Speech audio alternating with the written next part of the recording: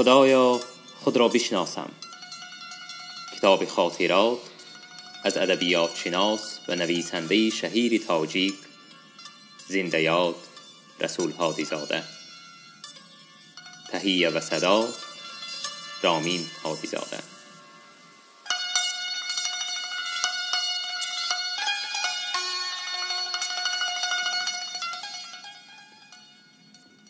خاتمه فصل. در پایان فصل ضرور است که از یک مسئله مهم حیات علمی اکادمیا یادآور شوم. چنانکه در بالا گفتم، کار علمی در انستیتوت شرقشناسی جریان معتدل داشت. وضع و مقام من هم اینجا خوب بود و به نظر چنین می رسید که جای شکایت و ناقناعتمندی نداشتم. اما یک مسئله که از نظر عموم افتاده بود مرا آرام نمی گذاشت و وادار می کرد که آن را آشکارا گویم تا به منفعت کار حل و فصل یابد. پس از تشکیل شعبه شرقشناسی، متخصصان ادبیات کلاسیکی تاجیک و سرداری عبدالغنی میرزایف از انستیتوت زبان و ادبیات به مؤسسه نو گذشتند. پروبلم آموختن ادبیات گذشته تاجیک و تحقیق و نشر میراث خطی در شعبه شرقشناسی متمرکز گشت. از آنجا که وظیفه اساسی شعبه نو آموختن تاریخ و ادبیات معاصر کشورهای شرق خارجی بود، به بخش تاریخ ادبیات نام گذاشتن تاریخ ادبیات تاجیک یا فارس و تاجیک به عنوان و روند فعالیت این مؤسسه موافق نبود. از این سبب بخش ادبیات نام تاریخ ادبیات ها نام گرفت. در انستیتوت زبان و ادبیات تنها ادبیات معاصر آموخته می شد و 2-3 نفر جوانان متخصص ادبیات گذشته به راهبر و نقشه معین موضوعهای جداگانه را تحقیق می نمودند. خلاصه در سیستم اکادمیا پروبلم آموختن ادبیات کلاسیکی تاجیک مشخص و کانکریت وجود نداشت و کسی به این اهمیت نمیداد. هنوز پیش از دفاع رساله دکتری در این موضوع با میرزایف صحبت‌های تصادفی داشتم.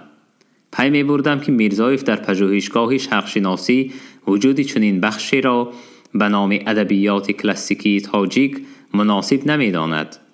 تشکیل نمودن بخش جداگانه را در تحقیق ادبیات کلاسیکی تاجیک در انستیتوت زبان و ادبیات رودکی نمی‌خواهد. به خلاصه آمدم که سخنهای غیر رسمی نتیجه نمی دهد. چاره‌ای نبود جز آنکه مسئله را در مقامات رسمی به طرز قطعی به میان گذارم. نخستین برآمد مفصل و قطعی من در مجلس کمیته حزبی ریاست اکادمیا 7 ایون سال 1967 در وقت محاکمه فعالیت شعبه شرقشناسی صورت گرفت. در دوام 10 سال در سیستم اکادمیا وجود نداشتن بخش مخصوصی تحقیق و تدقیق تاریخ ادبیات فارس و تاجیک را وضع نامعتدل و حتی غیر علمی به قلم دادم. میراث بزرگ ادبی که افتخار ملی و تاریخی ماست سزاوار آن است که در شعبه مخصوص تدقیقاتی با نام شایسته‌اش مورد آموزش عمیق و پردامنه گردد. مرحله دوم به قبل مبارزه برای برقرار نمودن حقوق رسمی بخش تاریخ ادبیات فارس و تاجیک صحبتی بود که بین ما و میرزایف واقع گردید. از روی روزنامه‌ام 2 سپتامبر 1967. مضمون این گفتگوزارمان را از روزنامه‌ام مختصراً اینجا نقل می‌کنم. 2 سپتامبر در کابینت میرزایف در حضور کاتب علمی ملسف مسئله سکتور ادبیات کلاسیکی تاجیک را سخت به میان گذاشتم. اشاره به آن کردم که عیبی در ظرف 10 سال در اکادمیا از بین رفتن سکتور ادبیات کلاسیکی به گردن خود میرزایف است. هرچند ساحه آموختن ادبیات عرب و هند و افغان را پرزور کنیم، اما درجه ترقیات علم و مدنیت ما امروز پیش از همه به آن چین می شود که مدنیت خود، ادبیات خود را به چه اندازه آموخته ایم. در ظرف چندین سال گذشته از ادبیات کلاسیکی تاجیک یگان متخصصی جوان به کار و تحصیل اسپیرانتور قبول نشده است. اگر ما آینده ادبیات شناسی خود را اندیشه کنیم، کس از این وضعیت پرخطر به دهشت می آید. به همین طریقه خیلی با سوز و گداز گپ زدم. این سخنها بی تأثیر نماند. در پیش خودم به نام پرزیدیوم خط نوشت که به سکتوری ما نام ادبیات کلاسیکی تاجیک داده شود. این غلبه کلام بود. بعد از چند وقت دیرکتور اینستیتوت رودکی شادروان معصومی با ترغیب و تشویق اصرارکارانه من گروهی تحقیقاتچیان ادبیات کلاسیکی تاجیک را تأسیس نمودند.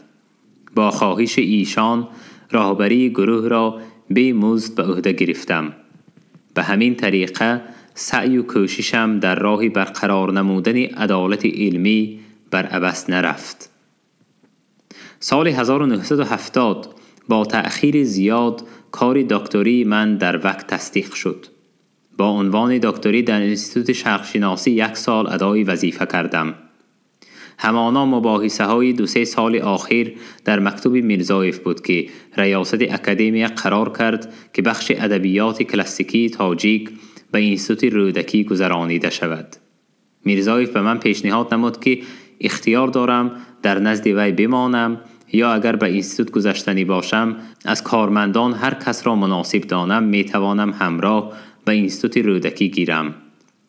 من هم شاگردان بهترین خود را گرفته به اینستیتوت رودکی گذشتم و به حیث مدیر شعبه تاریخ ادبیات کلاسیکی تاجیک با سرپرستی مرد شریف و خردمند معصومی به کار شروع کردم. کارها خیلی خوب می رفت. شعبه تاریخ ادبیات قریب 20 نفر کارمندان علمی را شامل گردید. ما با دانشمندان جوان به تألیف سلسله کتاب‌های تاریخ ادبیات تاجیک شروع کردیم. به ترتیب دادن لغتنامه شاهنامه به همکاری محمد نوری عثمانوف آغاز نمودیم. در این میان معصومی چشم از جهان بست و عبدالقادر منیازوف جانشین شادروان گردید. فعالیت علمی با موفقیت جریان داشت. شعبه می شکفت، مقام و شهرت آن بیرون از تاجیکستان نیز منتشر بود. 10 کتاب سلسله اوچرک‌ها از تاریخ ادبیات تاجیک از عصر 12 تا آخر قرن 19 از چاپ برآمد. همکاری با مؤسسه‌های ایران زمان شاه توسعه یافت. مجتبی مینوی و پرویز ناطل خانلری سیماهای شناخته و والا مقام علم و دانش ایران با کار لغتسازی ما در اصول فرهنگ مؤلفی موافق بودند. بنیاد فردوسی که سرپرست آن مجتبی مینوی بود در سفر علمی هم در سال 1970 رضایت داد که بنیاد در ساختن لغتنامه فردوسی با ما همکاری کند. شعبه تاریخ ادبیات در نوشتن تاریخ ادبیات خلقهای SSSR و تاریخ ادبیات جهان، اینچنین در تحقیق مسئله‌های عمومی ادبیات شرق و غرب با پژوهشگاه‌های ادبیات جهانی مکسیم گورکی و شرقشناسی، فاکولته فیلولوژی دانشگاه لومونوسوف مسکو همکاری‌های مفید و پرثمر داشت. خلاص شعبه مذکور با فعالیت پربار و نتیجه‌های مفید علمی 12 سال موجودیت داشت. موجودیت شعبه افتخار علم ادبیات شناسی ما بود. با این روند کار کسی گمان نمی کرد که ساعت می آید و شعبه هدف ضربه سخت ناگهانی و پنهانی می گردد. شرح این واقعه بدین صورت است. 23 مارس سال 1994 با دعوت دانشگاه سمرقند برای 15 روز به منظور تدریس موضوع مخصوص تاریخ ادبیات با موافقت راهبریت اینستیتوت رودکی به سمرقند رفتم. همزمان با تدریس ادبیات تاجیک در جشن‌های نوروزی شهر و دانشکده‌ها در حلقه خویشاوندان روزها خوب و فرح بخش گذشتند. شاد و خرم به دوشنبه بازگشتم. کارمندان شعبه آمدن مرا از تلفن خیر مقدم گفته با اضطراب خبر دادند که 2 روز پیش منیازف در شورای علمی خبری بسته شدن شعبه تاریخ ادبیات و با شعبه ادبیات معاصر متحد نمودن آن را اعلان داشته است. به سروری 2 شعبه 1 نفر عالمی نچندان کاردان ولی لبیگوی را تعیین نموده است. این خبر برای من ناگهانی و نهایت الم انگیز بود. سببی چنین کردار به من معلوم نشد. می دانستم که منیازف وقتهای آخر نسبت به شعبه تاریخ ادبیات نرم مناسبت‌های نامنصفانه دارد، اما هیچ گمان نمی کردم که به چنین تصمیمی بیباکانه اقدام می کند. به کسی تلفن نکردم. 2 روزی تعطیل بود. شنیدم که روز دوشنبه 4 اپریل ساعت 10 مجلس شعبه فنهای جمعیتی اکادمی برپا می گردد. صبح به مجلس رفتم و پس از گزارش رئیس شعبه اکادمیک طلبک نظروف به سخن برآمده واقعی رخ داده را به اهل مجلس گفتم و کاری از من پنهانی منیازف را سخت انتقاد نمودم. معلوم شد که اعضای شعبه از اصل کار خبر نداشتند و در صحبت با من می گفتند که نخواد چنین شخص خوشتواضع و نیکندیش چنین کاری کرده باشد. بعد از مجلس جناب نظروف من و منیازف را به کابینتش دعوت نمود. از واقعی ناگوار اظهار تأسف نمود و به منیازف توصیه نمود که خطایش را خودش اصلاح کند. دیگر با این مسئله به منیازف مراجعت نکردم.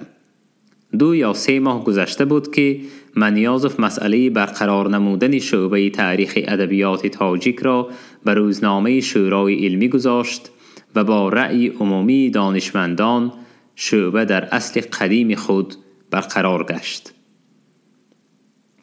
از این واقعه 15 سال گذشت.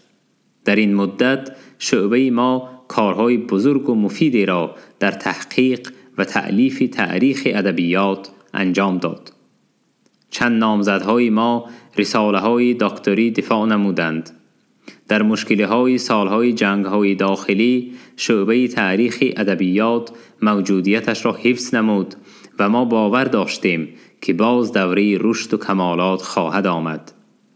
نه، معلوم شد که از دهشت سالهای سپری شده باز خطری بیشتری در کمین بوده است. عبدالقادر منیازف پیش از آن که به مسند دیرکتوری افتخاری مشرف گردد از وضع پای در رکاب خود استفاده نموده در یک شورای علمی به مشورت و مصلحت اهل کار اعلان داشت که شعبه ادبیات کلاسیکی با شعبه ادبیات معاصر متحد می شود. این بخش در حالت خرابی بود. به سروری 2 شعبه دکتر نوبرآمد را تعیین کرد که در تاریخ ادبیات کلاسیکی پیاده بود. ما بیچارگان که 1 عمر خود را به تحقیق میراث گذشته امان وقف نموده ایم به حال افتادیم که با راهنمایی سروری از ادبیات کلاسیکی دور کار علمی خود را انجام بدهیم. من با اعتراض سخت از مجلس به در رفتم. بعد از به معرض اجرا در آمدن حکم منیازف خیلی اندیشه ها کردم که چرا این مرد به کار ناشایسته اقدام نمود. نهایت یکی از دوستان نزدیکترین ایشان گفت که این همه کرداری وی از خصومت و حسد در حق شما بود. بنده حس می کردم که زیر پرده ریاکارانه احترام و نیکخواهی نسبت به این جانب نشانه شوگون نهان است. اما شعبه تاریخ ادبیات پرابلم ملی و تاریخی تمدن ما را برای یک شخص برباد دادن چی معنی دارد؟ بهر کیک نوگلیم سوختن از روی کدام عقل است؟ آخر ما کیک باشیم و تنی کسی ناآرام شده باشد کیک را باید قربان کرد. گلیم منقش و پر آب و رنگ و نهایت مقدسی میراث گذشته را سوختن در کدام چارچوبه اخلاق و دیانت جایگزین است؟